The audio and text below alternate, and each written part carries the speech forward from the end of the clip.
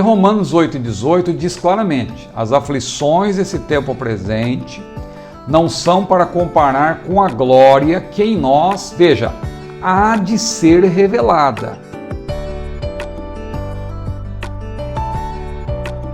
Então, quando a Bíblia diz assim, há de ser revelada, é porque ainda nós não sabemos.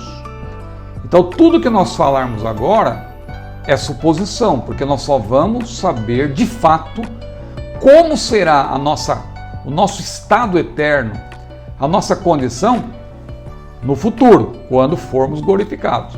Mas como as pessoas são curiosas e querem receber sempre uma resposta, por mais que ela seja uma suposição, a gente pode aqui apresentar alguns pontos para ajudar nesse pensamento, nessa imaginação, né?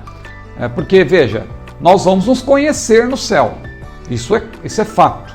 A Bíblia fala que vamos nos assentar à mesa com Abraão, Isaac e Jacó, então vamos conhecer Abraão, vamos conhecer Isaac, vamos conhecer Jacó e assim por diante.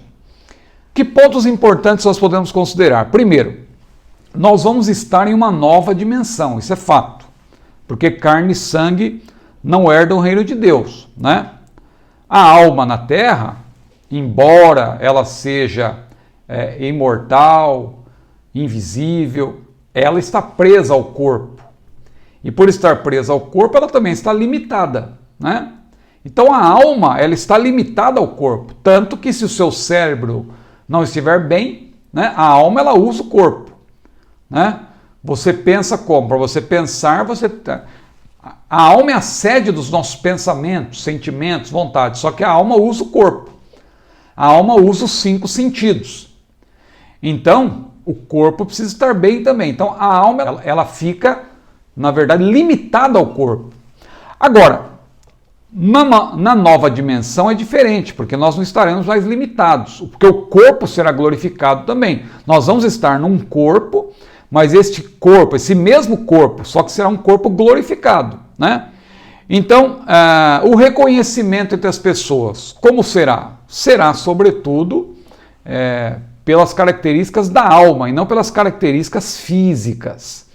Nós vamos ter um corpo glorificado, mas na transfiguração, por exemplo, os discípulos, lá Mateus capítulo 17, outras passagens correlatas, como que os discípulos reconheceram Moisés e Elias, sendo que Moisés e Elias tinham vivido muitos anos antes deles, mas eles reconheceram. Não consta que Jesus tenha dito para eles, esse aqui é Moisés e Elias. Não, consta que eles olharam, Pedro, Tiago e João, e reconheceram que eram Moisés e Elias. Como? Claro que não foi pelas características físicas.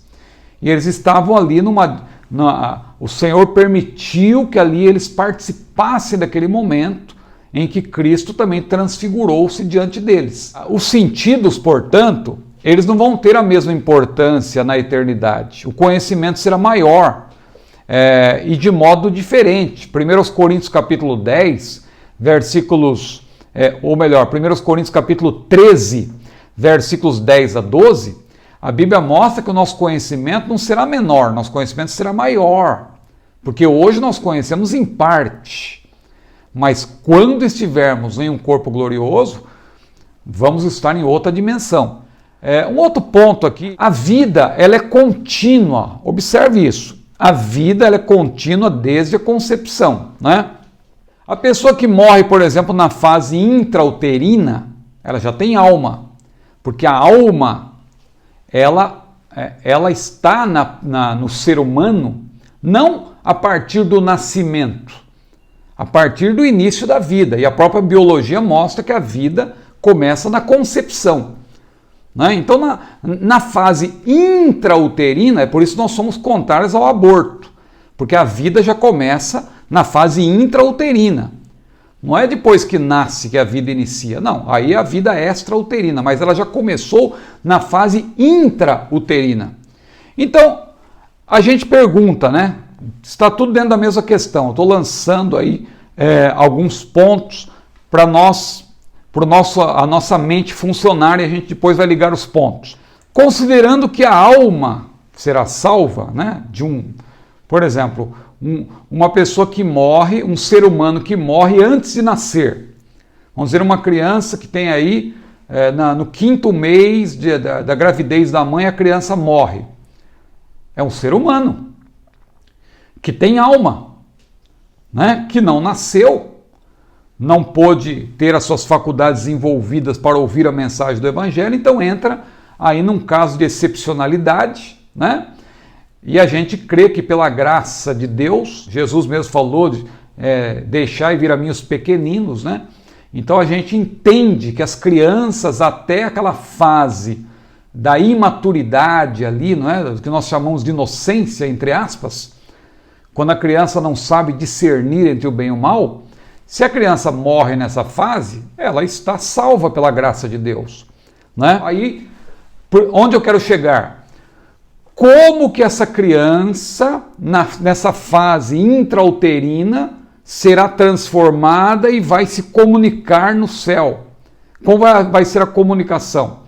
Que a gente pensa numa criança e pensa no idoso, mas e a pessoa na fase... Eu estou recuando um pouco antes, no caso da vida intrauterina, então é outro caso.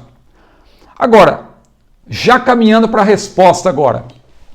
Deus, quando formou o primeiro homem, como que Deus formou Adão? Adão foi formado uma criança? Não. Adão já foi formado um ser humano maduro. E Deus olhou para a sua criação, inclusive para a criação do ser humano, e a Bíblia diz que viu Deus que era bom. Outro ponto, a Bíblia diz que nós seremos como Jesus, e Jesus é chamado do novo Adão. Estou fazendo conexões agora. Jesus, quando ele morreu com que idade?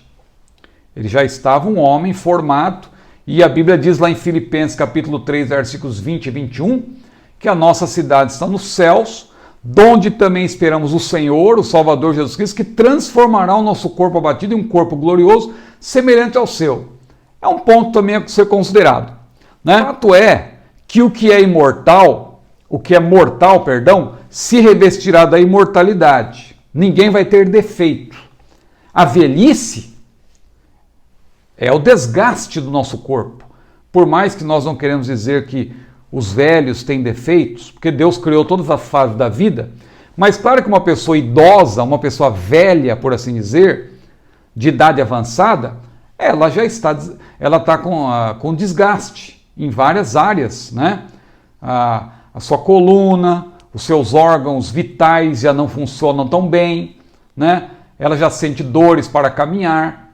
Então essa pessoa, ela, claro, se vai haver uma transformação e o que é mortal vai se revestir de mortalidade, o que é corruptível se revestirá da incorruptibilidade, é claro que não haverá esse tipo de velhice, não haverá velhice no céu.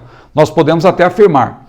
Agora, um versículo final, que para mim é o melhor de todos os argumentos que eu citei, o melhor é o que eu vou citar agora. Mateus 22 e 30. O que diz em Mateus 22 e 30? Na ressurreição, ou seja, após a ressurreição, aqueles que morreram em Cristo vão ressuscitar, claro, em corpos gloriosos. Então nós vamos estar glorificados. Jesus deixa claro, então, aí em Mateus 22 e 30, que na ressurreição os salvos vão ser como os anjos. Agora, não consta na Bíblia que existam anjos bebê e anjos idosos. Existem anjos, né? Eu nunca li na Bíblia que tem o anjo bebê, o anjo criança, né? Ou o anjo idoso. Não tem. Então, tem anjos. Então, eu penso que no céu, para que haja ali uma perfeição e todos se comuniquem, não haja diferença entre as pessoas, elas vão se conhecer.